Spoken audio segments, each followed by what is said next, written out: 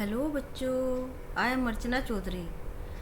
हम chapter life process को complete करने के बाद उसके कुछ एमसीक्यू सोल्व कर रहे हैं और इसके साथ ही चैप्टर कंट्रोल एंड कोऑर्डिनेशन भी शुरू कर दिया है।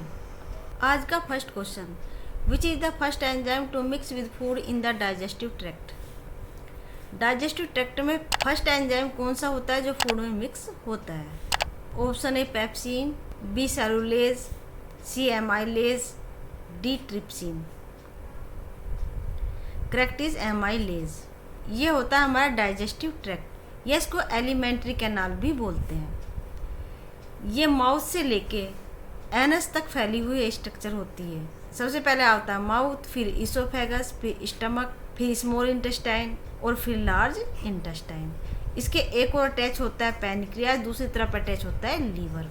तो डाइजेशन शुरू हो जाता है माउथ से, और माउथ से डाइजेशन शुरू होता है स्टार्च का। एमाइलम, एमाइलम मीन्स होता है स्टार्च। और एमाइलेज, जहाँ पे भी एज आता है, एज एंजाइम के लिए आता है। एंजाइम मतलब बायोलॉजिकल कैटलिस्ट, जो हमारी बायोकेमिकल रिएक्शन को स्पीड अप करते हैं, उसे बोलते हैं एंजाइम।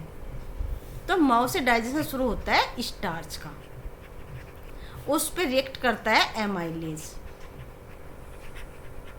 उसको कन्वर्ट कर देता है माल्टोज में। ठीक है, तो इसलिए जो फर्स्ट एंजाइम होता है जो हमारे फूड में मिक्स होता है वो होता है एमाइलेज, क्योंकि डाइजेशन शुरू होता है स्टार्च से। ठीक है। Question 2, lack of oxygen in muscles often lead to cramp among cricketers. This result due to. Oxygen की कमी से जो क्रिकेटर्स होते हैं उन्हें मसल्स क्रैम्प हो जाता है, मतलब मसल्स में पेन होता है। क्यों?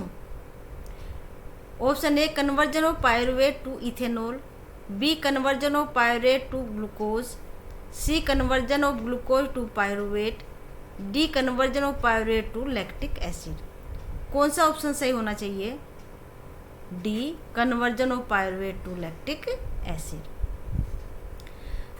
जो ग्लूकोज है साइटोप्लाज्म में चेंज हो जाता है पायरुवेट में।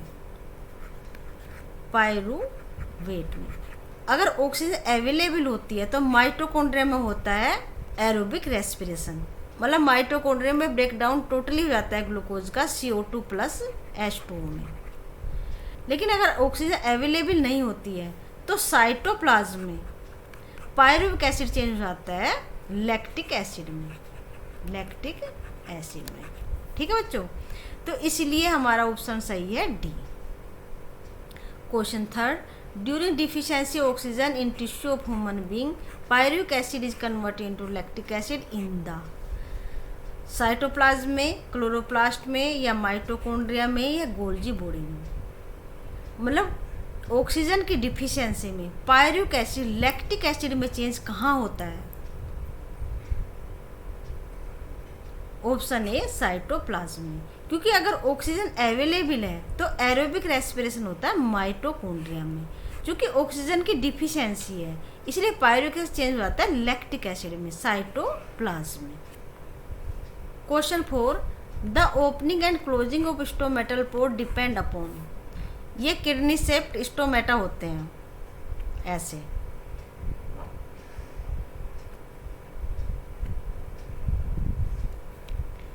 इनकी ओपनिंग किस पे डिपेंड करती है? ये स्टोमेटल पोर है और ये है गार्ड सेल। तो ये ऑक्सीजन पे डिपेंड करता है, टेम्परेचर पे डिपेंड करता है, या ऑप्शन सी वाटर पे, वाटर इन गार्ड सेल, ये गार्ड सेल है ना, या concentration of CO2 in stomata. किस पे डिपेंड करता है? Option C, water in guard cell. जब गार्ड सेल के अंदर वाटर की परसेंटेज ज़्यादा होती है तो स्टोमेटा ओपन हो जाते हैं, क्योंकि जो ये वॉल होती है ना अंदर की, ये थिक वॉल होती है और बाहर की होती है थिन वॉल, और ये इलास्टिक होती है, इसलिए इसको पुल करती है गार्ड सेल को। क्योंकि ये मोटी है, थिक लेयर है, ये अंदर की तरफ स्ट्रेच नहीं होती है ऐसे, ये बाहर की तरफ पुल हो जाती है, इसीलिए जो स्टोमेटा है वो ओपन हो जाते हैं। Question 5, what is essential for life? Locomotion, movement of molecules, या सी विजिबल मूवमेंट, या all of the above. B movement of molecule. क्योंकि मॉलिक्यूल का मूवमेंट होना बहुत ज़रूरी होता है। जैसे हम ले CO2 + 12H2, ये क्रिया होती है फोटोसिंथेसिस में, बनता है C6H12O6। अगर मॉलिक्यूल के बीच में मूवमेंट ना होता, मतलब ये इंटरेक्ट ना करते एक दूसरे से, तो C6H12O6 भी नहीं बनता। हमारे फूड के ट्रांसलोकेशन के लिए भी मॉलिक्यूल का मूवमेंट होना ज़रूरी है। टिश्यू में डैमेज हो गया है, उसकी रिपेयरिंग के लिए भी मॉलिक्यूल का मूवमेंट होना ज़रूरी है। यानी लाइफ के लिए मॉलिक्यूल का मूवमेंट होना बहुत ही ज़रूरी है, एसेंशियल है। इसलिए हमारा ऑप्शन बी राइट है। ओके बच्चों, ये थे आज के 5 क्वेश्चन। अगर आपको इस तरह से MCQ सोल्व करना अच्छा लगता है, यानी अगर आपको ये वीडियो पसंद आती है, तो आप इस वीडियो को सब्सक्राइब करें, लाइक एंड शेयर करना ना भूलें। Thank you.